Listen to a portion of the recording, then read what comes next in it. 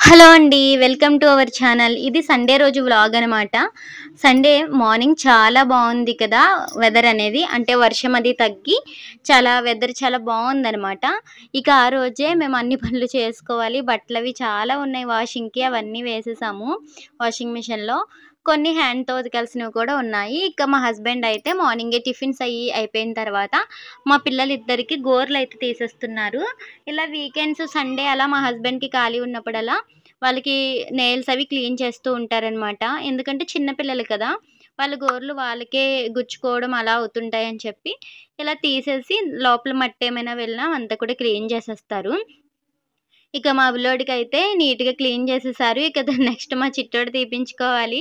చేతులకి తీసేసారండి. కాళ్ళకి కూడా తీస్తున్నారు. ఇక వీడికి అయిపోయిన తర్వాత మా చిట్టోడు కాసేపు వద్దని పారిపోయాడు. ఇక తర్వాత తీసుకొచ్చి బుజ్జగించి వాడికి కూడా నెయిల్స్ అయితే నీట్‌గా తీసేస్తున్నారనమాట. ఇక పక్కన కాయిన్స్ పెట్టుకున్నాడు చూసారా? మార్నింగ్ లేచిన దగ్గర నుంచి ఈవినింగ్ వరకు కాయిన్స్ తోటి ఆడతాడు. చెప్పులు పింక్ కలర్ ఉన్నాయి కదా! అవి బయటికి వాడడు. ఓన్లీ ఇంట్లో వేసుకొని అటు ఇటు తిరుగుతా ఉంటాడనమాట. వీడన్నీ వాడి పద్ధతులు వాడికున్నాయి. మనం ఏం చెప్పనవసరం లేదు. వాడికి నచ్చినట్టు వాడే అలా ఆడుకుంటూ ఉంటాడు. కాకపోతే కాయిన్స్ అవి అస్సలు నోట్లో అయితే పెట్టుకోడండి. వాటికైతే మనం ఏం భయపడే అవసరం లేదు.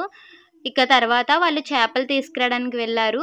నేనేమో ఇంకా కొన్ని వాషింగ్ మిషన్‌లో వేసినవి ఆరేసేసి తర్వాత మా హస్బెండ్‌వి ప్యాంట్సు, అలాగే కర్చీఫ్స్ అవి ఉన్నాయి. ఇక అవి హ్యాండ్‌తో వాష్ చేద్దామని జెప్పి హ్యాండ్‌తో వాష్ చేస్తున్నాననమాట. ఇక కొంచెం సర్ఫ్ వేసుకొని వాటర్ అయితే పట్టేసుకుంటున్నాను.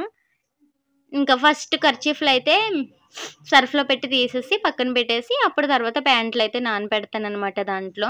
వాళ్ళొచ్చేలోపు నేనివి కూడా ఉతికేసుకొని ఆరబెట్టేసుకోవాలని నా టార్గెట్ అనమాట. ఎందుకంటే పిల్లలొస్తే ఏంటో తెలీదు అస్సలు పనవ్వట్లేదు. అదెక్కడుంది, ఇదెక్కడుంది, అదొద్దు, ఇదొద్దు అని కంపేర్ చేసుకుంటూ చెప్తారనమాట. ఇక మా హస్బెండ్ ఉన్నా సరే నాకు కుదరవు ఒక్కొక్కసారి. సో, వాళ్ళొచ్చేలోపు చేసేసుకోవాలని. లేకపోతే మా చిన్నోడు గూడా వచ్చేస్తాడు నా దగ్గరికి. ఇక ఎలా అయితే బట్టలు కూడా ఆరేసేసాను. వాళ్ళొచ్చారు. ఇక తర్వాత మా హస్బెండ్ అయితే చేపల పులుసుకి అన్నీ కట్ చేసుకుంటున్నారనమాట. సండే వస్తే మాక్సిమం మా హస్బెండే వంటది ప్రిపేర్ చేస్తారు. నాకైతే కొంచెం రెస్ట్ ఇస్తారు. పిల్లల్ని చూసుకోమని చెప్తారు నాకంతే. ఇంక వాళ్ళని చూసుకుంటూ మా హస్బెండ్‌కేమైనా చిన్న చిన్నవి నేనెక్కడ పెట్టాను కనిపించకపోతే అవి నన్ను అడుగుతూ ఉంటారు. అవి ఇవ్వాలి. ఒక్కొక్కసారి మసాలా అవి ప్రిపేర్ చేసి ఇస్తూ ఉంటాననమాట. ఇక మొత్తం ఇంగ్రీడియెంట్స్ ఒక పక్కన పెట్టేసుకొని, ఇలాగా అన్నీ ఒకసారి కలిపేసుకొని డైరెక్ట్‌గా పెట్టేయడం అనమాట. ఇలా మా అత్తయ్య గారు చేస్తారు. మా చిన్నప్పుడు మా నానమ్మ కూడా ఇలానే చేసేది.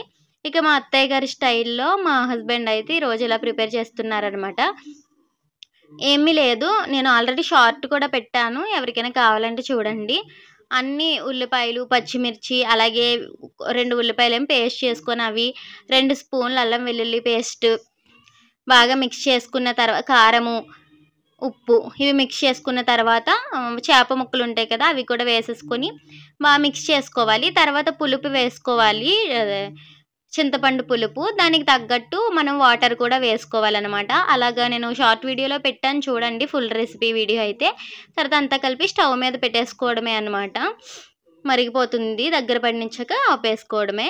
ఇక తర్వాత మా అభి నేనైతే ఆడుకుంటున్నాము.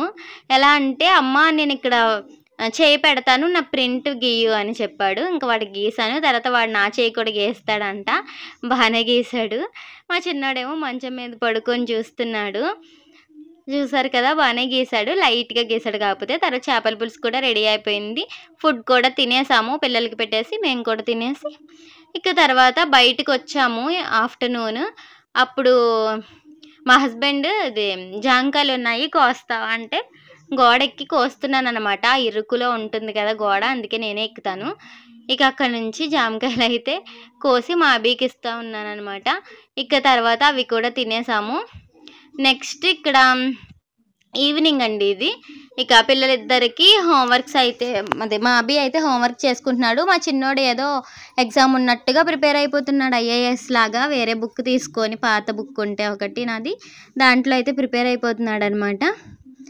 ఇక ఇలా ఉంటుందన్నమాట. వీడు రాస్తుంటే వీడికంటే ఇంట్రెస్ట్‌గా వాడు రాసేస్తున్నాడు. ఏం రాస్తున్నాడో తెలీదు.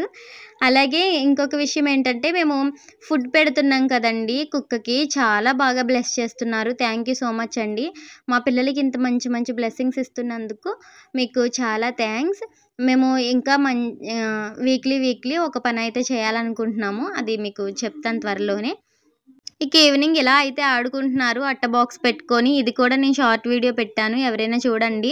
ఇక్కడ మాకు పెద్ద సమస్య వచ్చిందనమాట. ఈ అట్ట బాక్స్‌తో వీళ్ళు ఆడుకున్నప్పుడు.